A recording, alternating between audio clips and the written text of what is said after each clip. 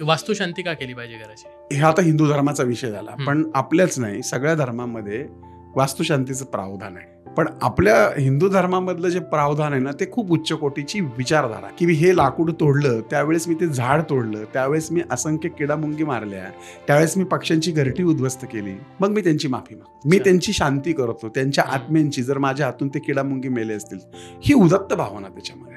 वास्तुशांती म्हणजे या पृथ्वीवर घण पडले, ह्याच्यावरती माल पडला, ह्याच्यावरती थोपटलं गेलं, ह्याच्यावरती थुंकलं गेलं, ह्याच्यावरती आपटलं गेलं, तर ह्या सगळ्यांमुळं ती पण दुखावली. आपण हातावरती हे करून सकाळी उठून कराग्रे वसते लक्ष्मी म्हणतो आणि मग जमिनीला हात लावून, ही उदात्त भावना, ही रोजची वास्तुशांती. आपण जेवणाचा घास काढतो, आता हल्ली काढत नाही, आपण जे पूर्वी काढायचे, की तो तिला अर्पण करणं. मग आता तुम्ही काढत नाही तर आपोआप पडतो, बघ जेवता कधी कधी पडतो, तो परत उचलून खायचं नाही बरं का. आपल्या भोवतीची आत्मे ते घेण्यासाठी ते येत असतात. हा पण मजेशीर भाग. आणि एक नेहमी अनुभव आहे, छान पांढरा शर्ट घातलास ना की तुझा रस्त्याचा एक तरी थेंब 100% तर ह्या सगळ्या निसर्गातल्या ना अद्वितीय शक्ती आपल्याला कळत नाहीत की काय काम करतात. हे सगळे अतृप्त आत्म्यांसाठीचे खेळ आहेत. किंवा चहा पिणारा सुद्धा चहा होतो थोडासा. तर ही वास्तुशांती हीच प्रक्रिया आहे की त्या गोष्टी ज्या दुखावल्या त्यांच्या प्रति कृतज्ञता व्यक्त करणं आणि त्यांची शांती करणं.